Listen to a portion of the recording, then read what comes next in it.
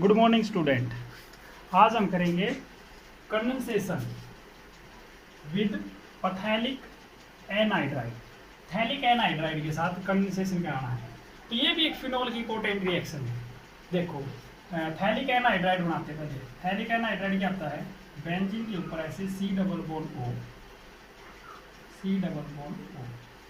ये phthalic anhydride है। ठीक है, इसकी रिएक्शन करा देंगे विद फिनोल के साथ। तो फिनोल के दो मॉलिक्यूल लेंगे, ये पैरा पोजीशन का H है और नीचे OH, यहाँ पे भी सेम पैरा पोजीशन का हाइड्रोजन और नीचे OH। तो हम क्या करते हैं, पैथेलिक एनहाइड्राइड को फिनोल के साथ रिएक्ट करेंगे in the presence of concentrated H2SO4। Concentrated H2SO4 के साथ हीट कर देंगे।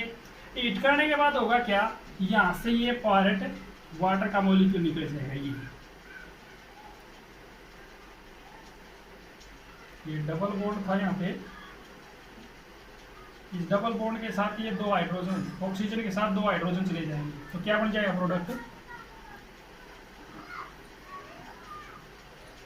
C double bond O CO ऐसे है। और ये था अपने पास फिनोल OH, यहाँ पे भी OH। फिनोल के जो पैरा हाइड्रोजन थे वे चले गए, तो इसका बॉन्ड किसके साथ बन जाएगा, कार्बन के साथ। और ये क्या निकल जाएगा H2O प्लस, यहाँ से क्या निकल जाएगा H2O, वाटर का मॉलिक्यूल निकल जाएगा। और इसको क्या बोलते हैं, इस पूरे प्रोडक्ट को, इसको बोलते हैं फिनोल्फ्थलीन। क्या होगा इसका नाम, फिनोल्फ्थलीन ये होता है। ये फिनोल्फ्थलीन एक बहुत ही इंपॉर्टेंट कंपाउंड है। इसका यूज हम एसिड और बेस को इंडिकेट करने के लिए यूज करते हैं, यानी कि ये एसिड और बेस का इंडिकेटर भी है। ठीक है, तो ये रिएक्शन इंपॉर्टेंट है। इसी यूनिट का नेक्स्ट चैप्टर है ईथर, और ईथर में हम आज सबसे पहले करेंगे method of preparation of ether. Ether क्या होता है, ROR, ये ईथर होता है। ठीक है, अल्कोक्सी ग्रुप इसमें फंक्शनल ग्रुप होता है, उसके बारे में डिस्कस हम पहले कर चुके हैं। तो फ्रॉम एल्कोहल से हम ईथर बना सकते हैं। कैसे, एक बार समझना, इसको ध्यान से देखना। जैसे अपने पास है CH3 CH2OH, इसकी रिएक्शन करा दी हमने सल्फ्यूरिक एसिड के साथ H2SO4 के साथ। Ethanol react with sulphuric acid about 443 kelvin temperature पर। इतने टेम्परेचर पे हीट करेंगे, ये टेम्परेचर फिक्स है। ठीक है, यहाँ पे रख सकते हो 433 है, 443 केल्विन टेम्परेचर के साथ। और इसमें जो हम सल्फ्यूरिक एसिड लेंगे वो एक्सेस में लेंगे। तो जब सल्फ्यूरिक एसिड एक्सेस में होगा तो इससे जो प्रोडक्ट बनेगा CH2 double bond CH2 plus water का मॉलिक्यूल निकल जाएगा, यानी कि बीटा एलिमिनेशन रिएक्शन हो रही है। इथेनॉल से क्या बन गया भाई, इथेनॉल से इथीन बन गई। ये कौन सी रिएक्शन है, बीटा एलिमिनेशन रिएक्शन। इसकी डिस्कस हम पहले कर चुके हैं। तो हम तो ईथर बना रहे थे, ये तो इथीन बन गई। तो देखो कैसे बनाते हैं, दो मॉलिक्यूल लेंगे अब की बार CH3 CH2OH इथेनॉल के, और कंडीशन क्या रखेंगे, अब की बार इथेनॉल को एक्सेस में रखेंगे। उसी तरीके से कंसंट्रेटेड सल्फ्यूरिक एसिड के साथ रिएक्ट कर देंगे, ये अब की बार एक्सेस में लेंगे। और टेम्परेचर रखेंगे इसका 413 केल्विन टेम्परेचर। तो प्रोडक्ट अब की बार क्या बनेगा, CH3 CH2O CH2 CH3, ये हो जाएगा इथोक्सी, और ये पीछे क्या बच गया इथेन, तो इथोक्सी इथेन, ये प्रोडक्ट बनेगा। ठीक है, प्लस में यहाँ से वाटर का मॉलिक्यूल भी निकलेगा। समझेंगे कैसे इसको, जैसे ये ले लिया हमने, दो मॉलिक्यूल लिए हैं ROH प्लस, इस तरीके से रिप्रेजेंट करो, तो एक H दे देगा, दूसरा दो OH दे देगा, तो क्या बन जाएगा, ऐसे रिप्रेजेंट्स में ROR प्लस वाटर। तो इस तरीके से समझ लेना इस रिएक्शन को। और ध्यान ये रखना कि इसका टेम्परेचर 413 केल्विन फिक्स है। 413 केल्विन टेम्परेचर पर दो मॉलिक्यूल इथेनॉल के, इथेनॉल एक्सेस में रखे तो ईथर बनता है। और इथेनॉल को यदि हम क्या सोचते हैं 43 केल्विन टेम्परेचर पे सल्फ्यूरिक एसिड एक्सेस में ले लें तो इथीन बनता है। तो इस रिएक्शन में टेम्परेचर का ही डिफरेंस है, इस टेम्परेचर पे ये प्रोडक्ट बनेगा, इस टेम्परेचर पे ये प्रोडक्ट बनेगा। समझेंगे ऐसे इसको, ये एक इंपॉर्टेंट रिएक्शन है, ध्यान से करना। नेक्स्ट मेथड है preparation of ether from addition of alcohol. Alcohol किस में ऐड करना है? अल्कीन में, ठीक है। एक अल्कीन लेंगे और अल्कीन भी कौन सी लेंगे? अनसिमेट्रिक, ठीक है।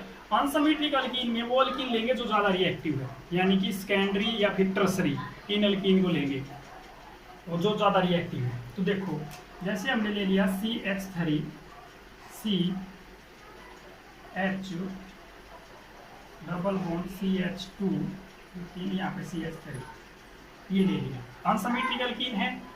अब इसके अंदर क्या कर देते हैं, मान लो कि इसके अंदर हमने एल्कोहल ऐड कर दिया, एल्कोहल का मॉलिक्यूल ऐड कर दिया, ठीक है। तो in the presence of sulphuric acid H2SO4 की प्रेजेंस में, तो सल्फ्यूरिक एसिड की प्रेजेंस में जब इसमें हम इथेनॉल ऐड करेंगे, ये हो जाएगा अपने पास 2 मिथाइल प्रोपेन और ये हो जाएगा मिथेनॉल। तो मिथेनॉल जब इसमें ऐड करेंगे तो क्या होगा, ये नेगेटिव और ये पॉजिटिव ऐसे ब्रेक हो जाता है एल्कोहल का मॉलिक्यूल। तो इसमें देखो मार्कोनिक रूल लग जाएगा। कौन सा रूल लगा दोगे? मार्कोनिक रूल। मार्कोनिक रूल क्या कहता है, नेगेटिव पार्ट वहां जाएगा जहाँ पे कम हाइड्रोजन है और पॉजिटिव पार्ट डबल बॉन्ड वाले कार्बन। तो प्रोडक्ट क्या बन गया देखो, CH3 CH3, इसके ऊपर आगे क्या लग गया? OCH3 और इससे आगे सिंगल बॉन्ड CH2 था, एक हाइड्रोजन और आ गया तो CH3, ये बन जाएगा। तो इसका नाम क्या होगा, इस तरीके से नाम देंगे, ये मेन चेन होगी। तो 1 2 3, तो 2 पे क्या हो जाएगा, 2 पे है मिथॉक्सी, 2 पे मिथॉक्सी और 2 पे क्या है, मिथाइल। 2 मिथॉक्सी 2 मिथाइल, 3 कार्बन क्या हो जाएगा, प्रोपेन। तो इसमें अल्कोक्सी ग्रुप है ROR, ये भी एक ईथर है। तो एक इंपॉर्टेंट मेथड है ये भी।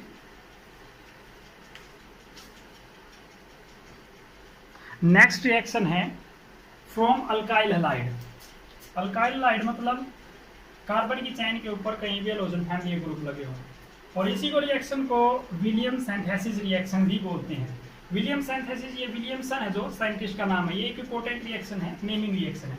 तो अल्काइल हैलाइड से कैसे प्रिपेयर करते हैं, सबसे पहले देखो इसमें क्या करते हैं, कोई भी एल्कोहल का मॉलिक्यूल ले लिया, एल्कोहल के मॉलिक्यूल को एक्टिव मेटल सोडियम से रिएक्ट कर देंगे। हमें पता है एल्कोहल एसिड होता है, मेटल जो होती है एसिड मेटल से रिएक्ट करके क्या बनाते हैं, साल्ट प्लस वाटर। तो ये बनेगा CH3 CH2 O negative Na positive plus, यहाँ से क्या निकल जाएगा, hydrogen gas, salt plus hydrogen gas. Balance कर देंगे, 2 मॉलिक्यूल इसके, 2 इसके, तो 2 इसके। तो ये बन गया अपने पास सोडियम इथोक्साइड, क्या बोलते हैं इसको, सोडियम इथोक्साइड। ये सोडियम इथोक्साइड काम करेगा अल्काइल हैलाइड के ऊपर, ठीक है। तो कैसे होगा देखो, जैसे ये ले लिया CH3 CH2 O negative Na positive, क्या है ये, सोडियम इथोक्साइड। सोडियम इथोक्साइड की रिएक्शन करा देंगे विद अल्काइल हैलाइड। कोई भी अल्काइल हैलाइड ले लिया, मान लो यहाँ पे BrCH3 ले लिया, यही ले लिया, ठीक है। ब्रोमोमिथेन ले लिया, तो इसके साथ यहाँ से क्या निकल जाएगा, NaBr। इसके साथ क्या निकल जाएगा यहाँ से, NaBr। इसके लिए टेम्परेचर भी नियर अबाउट हम रखते हैं 330 केल्विन टेम्परेचर। तो प्रोडक्ट क्या बनेगा यहाँ से देखो, CH3 CH2 आगे O का बॉन्ड किसके साथ बनेगा, CH3। तो क्या बन गया ये, मिथॉक्सी इथेन, ये हो जाएगा मिथॉक्सी और ये बच गया इथेन, ROR, ये 3 प्रिपरेशन होगी, ठीक है। इसी को बोलते हैं William synthesis reaction, important reaction. इस रिएक्शन में कोई जरूरी नहीं है कि हम अल्काइल हैलाइड ही ले, यहाँ पे अराइल हैलाइड भी ले सकते हैं, यानी कि जो बेंजीन रिंग से कंटेन हैलोजन होंगे वो भी ले सकते हैं। बोले तो हेलो अरीन, तो aromatic alcohol prepare, aromatic ether prepare होगा उससे, ठीक है। और जैसे ये होता है, इसका नाम भी याद रखना तुम्हें, इस तरीके से प्रिपेयर होगा वो OCH3, तो इसको बोलते हैं एनिसोल, एनिसोल, ठीक है। तो एरोमेटिक और एलिफेटिक दोनों प्रकार के ईथर बना सकते हैं, इससे दोनों प्रकार के ईथर प्रिपेयर कर सकते हैं। नेक्स्ट है physical property of ether. Physical property में सबसे पहले है फिजिकल स्टेट। अगर फिजिकल स्टेट की बात करें हम, तो जैसे ये हैं CH3 CH2O CH2 CH3, एक ये है CH3O CH2 CH3, दोनों क्या हैं, गैसियस हैं एट रूम टेम्परेचर पर। रूम टेम्परेचर एक गैसियस स्टेट में मिलेंगे, और इनसे जो हायर मेंबर होंगे फिर धीरे धीरे वे क्या हो जाएंगे, लिक्विड स्टेट में चेंज हो जाएंगे। और कलर की बात करें तो ये कलरलेस लिक्विड होते हैं। और ऑर्डर की बात करें तो इनकी ऑर्डर जो होती है स्वीट होती है, ऑर्डर जो रहेगी स्वीट एंड मिडली पेजेंट, ठीक है, जिसको बोलते हैं ईथर स्मेल। और मिडली पेजेंट भी होते हैं थोड़े थोड़े। तो ये रहेगी इनकी पहली फिजिकल प्रॉपर्टी।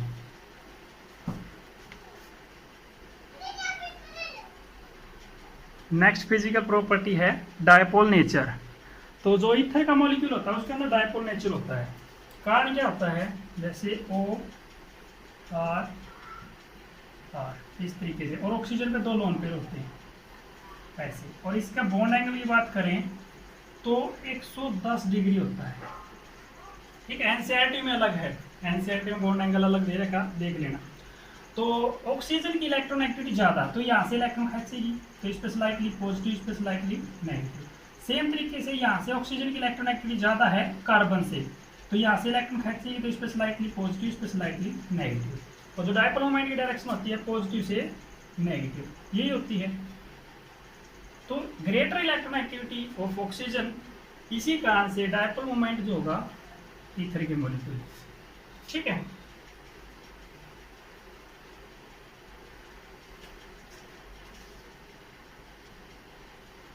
तो ईथर का मॉलिक्यूल है, इसके बीच का बॉन्ड एंगल है 110 है, इस वजह से इसका डायपोल मोमेंट है एक दूसरे से कैंसल आउट नहीं होगा।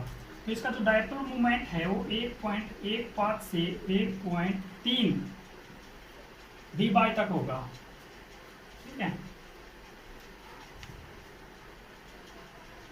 नेक्स्ट प्रॉपर्टी है बॉइलिंग पॉइंट। अगर बॉइलिंग पॉइंट की बात करें तो जो ईथर का बॉइलिंग पॉइंट है वो हाइड्रोकार्बन से ज़्यादा होगा। ईथर का जो बॉइलिंग पॉइंट है वो हाइड्रोकार्बन से क्या रहेगा, ज़्यादा है, क्योंकि इसके अंदर थोड़ा सा डायपोल फोर्स ऑफ अट्रैक्शन होती है। तो इस डायपोल फोर्स ऑफ अट्रैक्शन की वजह से ईथर का जो बॉइलिंग पॉइंट है वो ज़्यादा रहेगा। और जो इथीन है या फिर मैं एल्कीन की बात करूं तो एल्कीन के नियर अबाउट सेम रहेगा, स्लाइटली सा डिफरेंस है बॉइलिंग पॉइंट में ईथर और अल्कीन में, अल्केन से ज़्यादा रहेगा।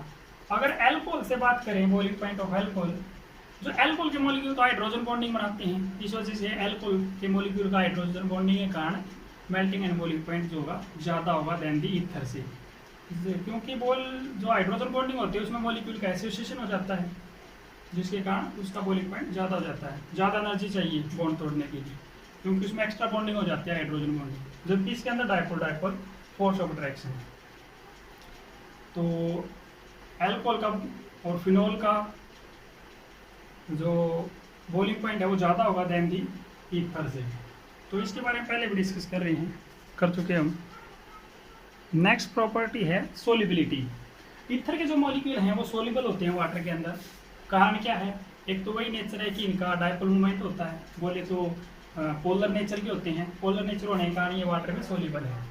दूसरा कारण ये है कि जब इनको वाटर के मॉलिक्यूल में डिजोल्व किया जाता है तो वाटर के मॉलिक्यूल के साथ ये हाइड्रोजन बॉन्डिंग बना लेते हैं। देखो कैसे, जैसे ROR है, एक वाटर का मॉलिक्यूल ले लिया इस तरीके से, एक और ले लो यहाँ पे, ये वाटर के मॉलिक्यूल हो, तो ये वाटर के मॉलिक्यूल इस ऑक्सीजन से क्या बना लेंगे, यहाँ पे हाइड्रोजन बॉन्डिंग, सेम तरीके से यहाँ से हाइड्रोजन बॉन्डिंग। तो इस हाइड्रोजन बॉन्डिंग के कारण जो ईथर है वो सोल्यूबल हो जाते हैं वाटर के अंदर। अगर हम बात करें धीरे धीरे यहाँ पे कार्बनिक चेन इंक्रीज होगी, या कार्बनिक चेन यहाँ पे इंक्रीज करेंगे या मोलिकुलर मास ईथर का इंक्रीज करेंगे तो सोलिबिलिटी डिक्रीज होगी, क्योंकि जो हाइड्रोफोबिक पार्ट है वो इंक्रीज हो जाएगा। हाइड्रोफोबिक पार्ट बोले तो वाटर रिपेलेंट, ये वाटर रिपेलेंट पार्ट है, ठीक है, ये पानी से दूर भागेगा, तो जिसके कारण इसकी सोलिबिलिटी डिक्रीज होगी। और दूसरा कारण ये होगा जैसे जैसे यहाँ पे कार्बनिक चेन बड़ी बड़ी होंगी, स्टेरिक इंड्रेंस ज़्यादा होगी, जिसके कारण यहाँ पे हाइड्रोजन बॉन्डिंग बनाना थोड़ा सा डिफिकल्ट रहेगा, ठीक है। तो लोअर ईथर है जो सोल्यूबल होंगे वाटर के अंदर, जबकि जैसे जैसे कार्बन का चैन बढ़ेगी, मोलिकुलर मास बढ़ेगा, तो ईथर की सोल्यूबिलिटी डिक्रीज हो जाएगी। तो ये कर लेना। उसके बाद इसमें जो एरोमेटिक ईथर हैं वो इलेक्ट्रोफिलिक सब्स्टिट्यूशन रिएक्शन देंगे। वो इलेक्ट्रोफिलिक सब्स्टिट्यूशन रिएक्शन 2 बार डिस्कस कर चुके हैं हम पहले, तो अब दोबारा नहीं करवा रहे मैं, तो तुम्हें अपने आप कर लेनी है। और कल हम करेंगे नेक्स्ट यूनिट।